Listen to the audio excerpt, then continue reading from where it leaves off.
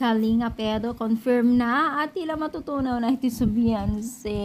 Yes, mga nima. So, syempre bago natin ipagpatuloy ang ating pack sa for today's video, kung bago ka pa lang sa aking channel, please subscribe, like, and pakit na rin po natin guys ang notification bell upang ma-update po tayo tuwing ako pinag-upload patungkol sa Team Kalingap. Please support po natin ang buong Team Kalingap, lalong-lalo na po kila Kalingap Rab at Kuya Bal. Alam niyo ba guys na itong si Kalinga Pedro kitang-kita naman po sa kanyang mismong mata na tila titig na kay Beyonce. Confirm na nga ba ito, Edo? At dahil dito mga mima, ang daming kinilig na mga moment na ito, nako mga mima, no?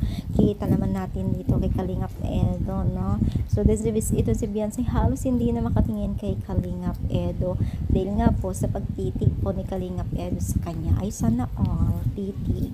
So maraming natuwa at syempre deserve naman po nila akong marami talagang taga-supporters nila at nakarating at maganda po at iba't ibang reaction po na magaganda ang kanilang nakuha o natangkilik po sa mga netizens. So bagay na bagay itong dalawa, no? Someday sana magkatotoo nga kasi alam niyo ba lagang ang sweet ni Kalinga Pedro sa mga nagiging love team niya.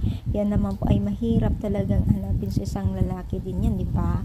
So marami ang umaasa na sila someday at confirm na nga daw at isang himala daw ito kung ito ay magkatotoo. Why not naman, di ba?